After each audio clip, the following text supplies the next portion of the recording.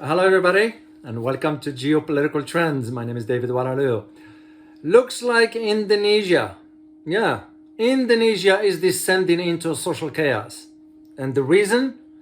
More than $20 billion in corruption accusations at the Ministry of Finance, which has stirred up now the Indonesian street. Once again, we don't hear much about it here. In this video, I am going to provide you a brief assessment as to what this corruption is all about and why Indonesians should be mad and demand answers from the government. But before I do this, I'd like to extend, as always, my thanks to the channel members and subscribers, that is you. And if this is your first time landing on this, please make sure to subscribe and hit or smash that notification button so you will be notified every time I upload a new video. And I thank you all for your support. Let's dive into this. So, Indonesian Minister Muhammad Mahfouz stated that the investigation now about these corruptions included more than 160 reports. And by the way, this investigation has been conducted since 2009, just concluded this year. So 160 reports since 2009 are linked to about 460 people in the Ministry of Finance. So makes you just wonder, how do Indonesian people woke up to the news this morning? So as the government, here is where it's problematic in Indonesia now. The government, Joko's government that is now aimed at increasing the number of taxpayers. So Indonesian street has been busy for days now with the successive media coverage of the tax officials from different regions against the background of them or a family member appearing, get this guys, on the social media riding luxury cars or appearing to be wealthy.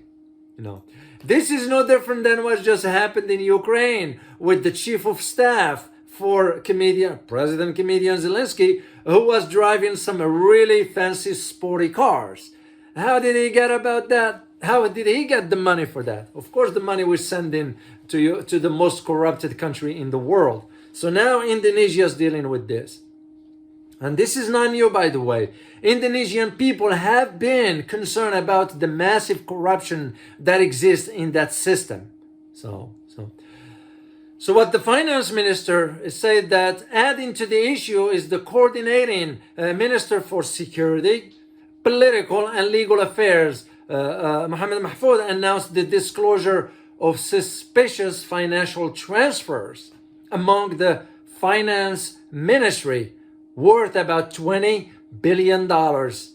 This is based on the investigation that it conducted, is the largest case ever talked about in the single government department, the finance ministry.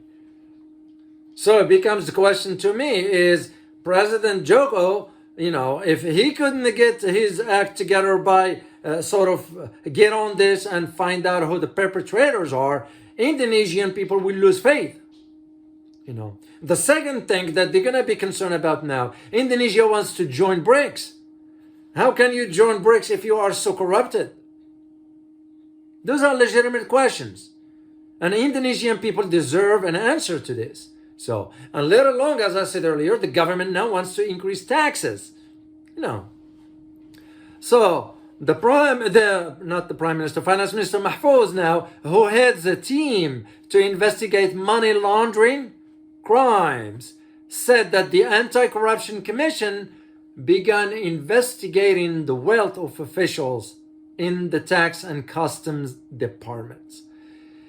It's kind of makes you just wonder. Indonesia is not a small country. Indonesia has some resources. But the Indonesian people are not benefiting from that. So that becomes now, questioning the role of the government. And this turns out to be now is that the financial transfers between accounts of the tax officials in the Ministry of Finance and 40 other banks. That was worth about $33 million over a 4-year period. So each time there was a transfer of sort. Mr. Mahfoud also stressed that what he is talking about is based on confirmed data. When I say data, probably is referring to the bank statements, because there has to be some, transparency regarding where the money is coming from and where it's going, or where it is deposited. And the summary of the investigation that included more than, as I said earlier, 160 reports since 2009 until this year. Yeah, that's how long this investigation been conducted, and confirming that it were about 460 people in the Ministry of Finance, including 69 people with wealth. So what it looks like to me is that the government need to press charges against those individuals. Of course, they have to put the money back that belongs to the Indonesian people. They have to pay the fine, and they have to go to jail. That's the bottom line to it. So you can't be wishy-washy about things like this. If you get involved in corruption and you get caught, you will spend time in jail. End of story. You shouldn't get involved in corruption to begin with, because it's not the right thing to do. But if you do, that's what you need to pay the price for it. And this is what I see now, what role President Widodo is going to do. Especially that he just visited the tax center to invite Indonesians to file tax return. Well, that's kind of hypocritical. If you can control your government, how do you expect people to respect you for that?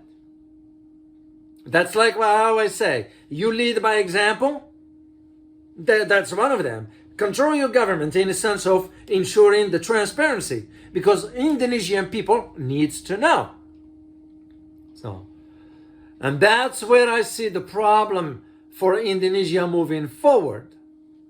It's because if this issue of corruption is not resolved, the credibility of the country, as you may know, Indonesia is part of the G20, is also part of ASEAN, and this kind of very troubling, and if there is money laundering going on through Indonesia, that is a serious problem.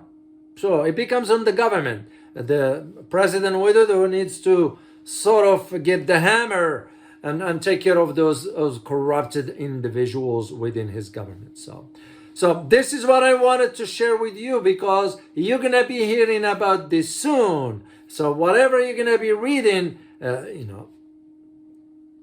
you have to have the background story. And this is why I wanted to share this information with you, which I hope you'll find very informative and useful. And as always, if you like this video, please make sure to hit the like button and subscribe if you have not done so already. And thank you for your support.